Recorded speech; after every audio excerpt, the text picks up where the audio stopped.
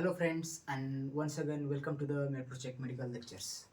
तो आज हम कम्युनिटी हेल्थ नर्सिंग स्टार्ट करने वाले हैं और आज हमारा फर्स्ट टॉपिक है यूजेनिक्स यानी कि क्या रहता है। तो हम देखेंगे यूजेनिक्स की डेफिनेशन, देन उसके एम्स और measures of the eugenics. 5 mark के लिए बहुत ही इंपॉर्टेंट टॉपिक है और एग्जाम में 100% पूछा जाता है। तो देखते हैं यूजेनिक्स यानी कि क्या है। तो सबसे पहले एक बात ध्यान में रखो कि यूजेनिक्स वर्ड देखने में कैसा है, बहुत हार्ड है, पर अगर हम उसको डिवाइड करें और अगर उसका हम मीनिंग देखते हैं तो बहुत ही सिंपल सा वर्ड है। तो देखते हैं यू यानी कि क्या, वेल, वेल यानी कि क्या अच्छा, एंड देन जीन्स, जीन्स यानी क्या, हमारे जो डीएनए के जीन्स रहते हैं वो जीन्स, उसका इधर हमने मीनिंग कह लिया है बॉर्न यानी कि वेल बॉर्न। वेल बॉर्न को हम क्या कहते हैं, वेल बॉर्न को हम कहते हैं यूजेनिक्स। आ गए कंसेप्ट समझ में कि यूजेनिक्स क्या रहते हैं। तो ये कंसेप्ट बताई किसने, ये नेक्स्ट क्वेश्चन आता है। सो ये कंसेप्ट बताई सर फ्रांसिस गैल्टन इन 1883। आ गए समझ में, 1883 is important for you and sir Francis Galton. आ गए समझ में। तो क्या क्या देखा हमने, यूजेनिक्स, यूजेनिक्स को 2 पार्ट्स में डिवाइड किया। First one is the you यानी कि क्या, वेल, वेल यानी कि अच्छा। देन जीन्स, जीन्स यानी कि क्या, बॉर्न यानी कि पैदा होना। आ गया समझ में, well born that means the eugenics. और this concept is given by the sir Francis Galton in 1883। हो गए आपके फर्स्ट 5 लाइन्स हो गई, यानी कि आपके 2 मार्क्स फिक्स हो गए।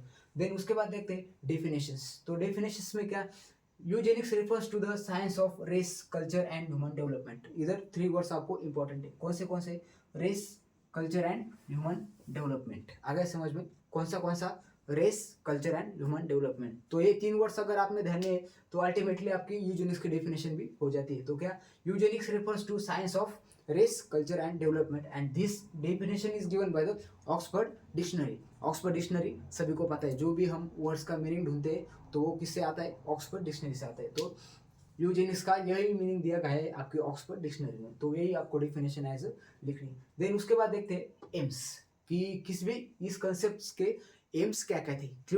क्यों यूजेनिक्स हमारे कम्युनिटी में अप्लाई किया जाता है। फर्स्ट वन क्या है, to improve the human hereditary traits, यानी कि हमारे जो हेरिडिटरी ट्रेट्स है, जो हमारे माँ बाप से आए, तो उनको इम्प्रूव करने के लिए हम क्या करते हैं, यूजेनिक्स को अप्लाई करते हैं। हो गया पहला। देन उसके बाद क्या है, lowers the number of genetically deform child. अभी जेनेटिकली डिफॉर्म चाइल्ड का मीनिंग क्या रहता है, जेनेटिकली डिफॉर्म यानी कि क्या, जीन्स की वजह से उनमें कुछ कंजेनिटल एनोमलीज है या फिर फिजिकल डिफॉर्मिटीज है, उनको हम क्या कहते हैं, जेनेटिकली डिफॉर्म चाइल्ड। अभी इस ऐसे चाइल्ड के नंबर्स कम करवाना, यानी कि उनका जो संख्या है, उनकी नंबर्स है, उनको कम करवाना, ये भी एक एम्स था हमारे यूजेनिक्स का। देन उसके बाद क्या है, born the new child with positive genetic characteristics, यानी कि क्या, जेनेटिकली डिफॉर्म चाइल्ड के नंबर कम करना और अल्टीमेटली क्या इंक्रीज होगा, तो पॉजिटिव जेनेटिक कैरेक्टरिस्टिक्स, यानी कि ऐसा बच्चा पैदा होगा जिसमें पॉजिटिव जेनेटिक कैरेक्टरिस्टिक्स ज्यादा है। अगर समझ में। Then prevent the transformation of unwell characteristics from one generation to another generation, एक जनरेशन टू अनदर जनरेशन में जो बैड हमारे जो कैरेक्टर के जो जीन्स है, तो उनका ट्रांसफॉर्मेशन कम करना अल्टीमेटली यूजेनिक्स का एम रहता है। Then to create the healthy community, to have intelligent community and community should be free from the mentally retarded people, यानी कि mentally retarded people से कम्युनिटी को बचाने के लिए हम यूजेनिक्स को अप्लाई करते हैं। ये हुआ हमारा आधा पार्ट। अब देखते हैं बाकी का आधा पार्ट एकदम आसान वर्ड्स में। तो देखते हैं मेजर्स ऑफ यूजेनिक्स। तो फर्स्ट वन आता है पॉजिटिव यूजेनिक्स और नेगेटिव यूजेनिक्स। कई बार क्वेश्चन आता है टाइप्स ऑफ यूजेनिक्स, तो उसमें आपको ये 2 टाइप्स इंपॉर्टेंट है। कौन से, positive Eugenix and negative Eugenix. तो देखते हैं पॉजिटिव यूजेनिक्स यानी कि क्या। तो पॉजिटिव यूजेनिक्स यानी कि रिप्रोडक्शन की संख्या को बढ़ाना या फिर रिप्रोडक्शन के नंबर्स को बढ़ाना या फिर सक्सेसफुल रिप्रोडक्शन को बढ़ाना। तो रिप्रोडक्शन क्यों बढ़ाते हैं इसमें, और रिप्रोडक्शन बढ़ाने की इधर 2 टेक्निक्स इंपॉर्टेंट है। कौन से, first one is the IVF. अगर आपको इसका लॉन्ग फॉर्म पता है तो कमेंट सेक्शन में बताना। आईवीएफ वैसे मैं बताने वाला, आईवीएफ यानी कि इन विट्रो फर्टिलाइजेशन। और second one is the egg transplant, egg transplant.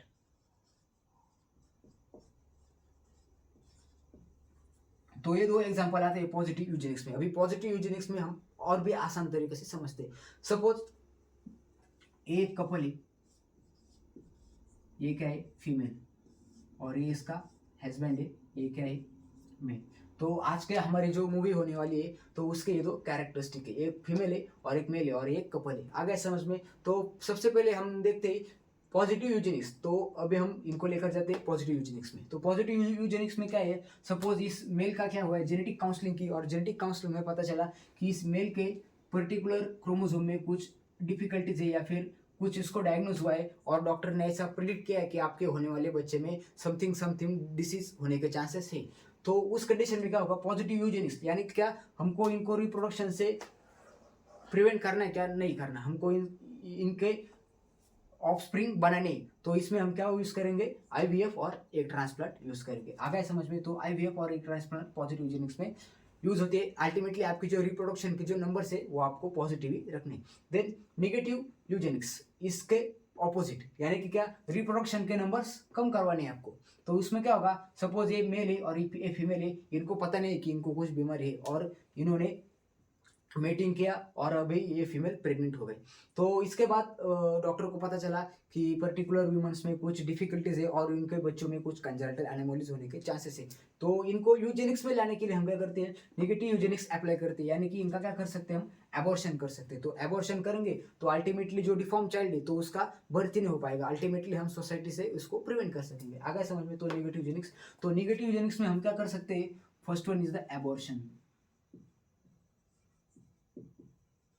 अभी सेकंड क्या है कि सपोज पर्टिकुलर मेल को कुछ डिफिकल्टीज है, अगर पर्टिकुलर मेल में और भी 4-5 बार ट्राई किया तो उसका जो आने वाला बच्चा है तो उसमें कुछ डिफॉर्मिटीज रहने वाली, तो उस कंडीशन में हम क्या करते हैं, पर्टिकुलर मदर की या फिर पर्टिकुलर फादर की हम क्या करते हैं, स्टेरिलाइजेशन। अब स्टेरिलाइजेशन में हम क्या करते हैं, फीमेल्स है तो फीमेल्स में हम क्या करते हैं, ट्यूबेक्टोमी करते हैं, यानी कि फैलोपियन ट्यूब्स को लॉक कर देते हैं। एंड मेल में क्या करते हैं, वेसेक्टोमी करते हैं, यानी कि वसा डिफरेंशियल को हम लॉक कर देते हैं। आगे समझ में? एंड थर्ड वन क्या है, हमारे फैमिली प्लानिंग, तो इनको हम फैमिली प्लानिंग के बारे में बताएंगे। This is the negative Eugenix, family planning. अगर हम उनको फैमिली प्लानिंग अप्लाई करते हैं तो अल्टीमेटली वो जो और बच्चों के लिए ट्राई करने वाले वो हम स्टॉप कर देते हैं। आगे समझ में? पॉजिटिव यूजेनिक्स और नेगेटिव यूजेनिक्स, इधर एक ही इंपॉर्टेंट डिफरेंस है, पॉजिटिव यूजेनिक्स, पॉजिटिव यूजेनिक्स यानी कि क्या, रिप्रोडक्शन के नंबर को आपको बढ़ाना है, और नेगेटिव यूजेनिक्स यानी कि क्या, रिप्रोडक्शन के नंबर को कम करवाना है। आगे समझ में पॉजिटिव और नेगेटिव का डिफरेंस। देन उसके बाद देखते हैं यूथेनिक्स। अभी यूथेनिक्स यानी कि क्या, एनवायरमेंटल मैनिपुलेशन। अभी कौन सा एनवायरमेंट इधर कंसिडर किया जाता है, तो मदर और फीमेल और मेल का या फिर मदर और फादर का जो फिजिकल एनवायरमेंट है वो हम इधर कंसिडर करते हैं। सपोज ये मदर है, फीमेल है, ये बहुत ही माल नरिश है, तो माल नरिश अगर मदर है तो अल्टीमेटली क्या होगा, तो उसके जो बच्चे हैं उसको कंजेनिटल हार्ट फेलियर होने के चांसेस बढ़ जाएंगे। देन उसका उसका बॉडी का कुछ पार्ट डेवलप ही नहीं होगा, तो ऐसे चांसेस उस बच्चे में आ सकते हैं। उसके और अभी इसका मेन रीजन क्या है कि मदर का माल न्यूट्रिशन, तो मदर का माल न्यूट्रिशन और ये क्या हुआ, हमारा फिजिकल एनवायरमेंट हुआ। तो यूथेनिक्स में क्या रहता है, मैनिपुलेशन ऑफ, क्या रहता है, मैनिपुलेशन ऑफ एनवायरमेंट। तो मैनिपुलेशन यानी कि क्या, कुछ चेंजेस करवाना जिसके पीछे हमारा कुछ उद्देश्य है। आगे समझे? तो मैनिपुलेट करना उसको। तो उसमें हम क्या करेंगे, सपोज ये माल नरिश मदर है तो उसका हम क्या करेंगे, डाइट मॉडिफिकेशन करेंगे। देन उसके बाद क्या, मदर सपोज ओबेस मदर है तो उसका हम क्या करेंगे, एक्सरसाइज करने के लिए बोलेंगे। फादर है, फादर क्या करते हैं, बहुत ज़्यादा स्मोकिंग करते हैं तो उनको हम स्मोकिंग कैसेशन करने के लिए बोलेंगे। तो एक है हमारा manipulation of the environment, particular time के लिए हम उनमें कुछ चेंजेस करेंगे। मदर कुछ रेडिएशन थेरेपी वगैरह ली तो उसको हम स्टॉप करते हैं, अगर मदर कुछ ड्रग लेती है तो उसको भी हम स्टॉप करेंगे। तो आगे समझ में, यूथेनिक्स क्या रहता है, यूथेनिक्स nothing but the manipulation of the environment. Mother और फादर का जो फिजिकल एनवायरमेंट है या फिर उनको जो डेली लाइफ स्टाइल से, तो उनमें हम क्या करने, पॉजिटिव मैनिपुलेशन करने, पॉजिटिव अपडेट्स लाने, उसको हम क्या करते हैं, उसको हम क्या कहते हैं, यूथेनिक्स कहते हैं। देन उसके बाद क्या है, जेनेटिक काउंसलिंग। तो जेनेटिक काउंसलिंग कब की जाती है, जब मदर और फादर प्लानिंग करते हैं अपने बेबी के लिए तो उसके प्रायर हम जेनेटिक काउंसलिंग करते हैं, यानी कि दोनों के जीन्स में कुछ डिफिकल्टीज है, डिफॉर्मिटीज है या फिर कुछ एबनॉर्मलिटीज है, वो हम चेक करते हैं थ्रू जेनेटिक काउंसलिंग। तो जेनेटिक काउंसलिंग में क्या होता है, जेनेटिक काउंसलिंग में उनको एडवाइस किया जाता है कि उससे कैसे बचा सकता है, या फिर हम उनको क्या बताएंगे कि उनका डिसीज का क्या आउटकम आ सकता है, या फिर अगर उनमें कुछ जिनकी डिफॉर्मिटीज है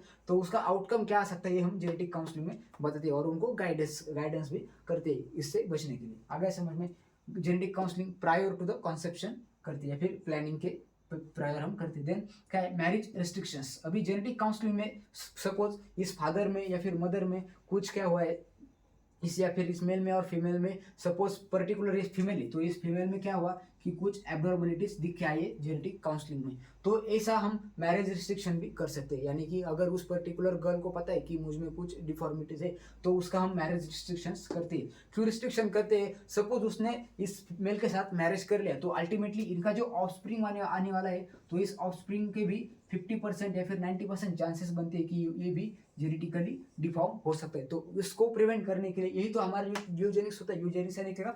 वेल बॉर्न। तो इसे ही मेंटेन करने के लिए हम क्या करते हैं? Marriage restrictions. अभी इसका और एक एग्जांपल देखते हैं कि हमारे जो इंटर फैमिली में जो रहता है कि मामा का लड़का, चाचा का लड़का, तो इनके साथ जो मैरिज होती है तो इस कंडीशन में भी आपके जो जेनेटिकली ट्रांसमिटेड डिसीज है तो उनका जो परसेंटेज वो बढ़ जाता है। तो मैरिज रिस्ट्रिक्शंस करते हैं।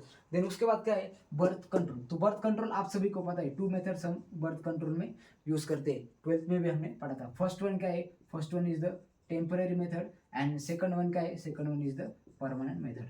तो टेम्पररी मेथड में क्या है? आप पिल्स यूज कर सकते हो, मेल कॉन्डोम्स यूज करते हो, फीमेल कॉन्डोम्स यूज कर सकते हो। ये हुआ आपका टेम्पररी मेथड में। देन उसके बाद क्या है? Permanent method. परमानेंट मेथड में 2 इंपॉर्टेंट मेथड्स है। कौन सा मेथड है? First one is the vasectomy and second one is the tubectomy. Vasectomy and tubectomy. तो वैसेक्टोमी कहीं की जाती है मेल्स में और ट्यूबेक्टोमी करते हैं हम फीमेल्स में। आगे समझ में? Birth control. देन उसके बाद क्या है? Early diagnosis and treatment. यानी कि अगर किसी मदर को या फिर अगर किसी मेल को, फीमेल को लगता है कि मुझ में कुछ डिफॉर्मिटीज है तो वो अर्ली डायग्नोस कर सकता है, खुद को खुद जा सकता है, खुद का चेकअप करा सकता है, और चेकअप में अगर उसको कुछ डायग्नोस हुआ तो अर्ली ट्रीटमेंट भी ले सकता है। तो अगर अर्ली स्टेज में, जब भी कोई इंसान अर्ली स्टेज में ट्रीटमेंट होता है तो उसके रिक्योर होने के चांसेस भी ज़्यादा रहते हैं। तो आया समझ में? These are the 7 measures of eugenics. यानी कि यूजेनिक्स यानी कि वेल बॉर्न। तो वेल बॉर्न चाइल्ड को अडॉप्ट करने के लिए या फिर उस कंडीशन को बनाने के लिए हम कुछ मेजर्स अप्लाई करते हैं। उनको हम क्या कहते हैं? Measures of Eugenix. तो उसमें क्या क्या आता है? आपका आता है पॉजिटिव यूजेनिक्स आता है, देन नेगेटिव यूजेनिक्स आता है। पॉजिटिव में यानी कि क्या? रिप्रोडक्शन के नंबर बढ़ाना। नेगेटिव में क्या? रिप्रोडक्शन के नंबर कम करवाना। देन क्या? Euthenics, nothing but the manipulation of the environment. Then genetic counselling, marriage restrictions, birth control, temporary method and permanent method, और अर्ली डायग्नोसिस एंड ट्रीटमेंट। आगे समझ में? So this is all about the eugenics. 5 mark के लिए बहुत ही important topic है और exam में 100% पूछा जा सकता है। तो क्या? यू यानी कि वेल, जीन्स यानी कि बॉर्न, रट के रखना है, बहुत ही आसान है। Then given by the sir Francis Galton in 1883। Then 3 important word in definition. क्या? Race, culture and human development, given by the Oxford dictionary. Then aims क्या है? ये 7 एम एक बार पढ़ लो, याद हो जाएंगे। देन मेजर्स में क्या? Positive, negative, euthenics, then genetic counselling, marriage restrictions, birth control and early diagnosis and treatment. So this is all about the eugenics. तो आपको वीडियो कैसा लगता है कमेंट सेक्शन में बताओ। अगर आपको लगता है कि ये वीडियो देखने के बाद आपके फ्रेंड्स को भी कुछ नॉलेज गेन हो सकता है तो उन फ्रेंड के पास जरूर ये वीडियो पहुंचाना। चैनल पर नए हो, चैनल को सब्सक्राइब करना। Thank you friends.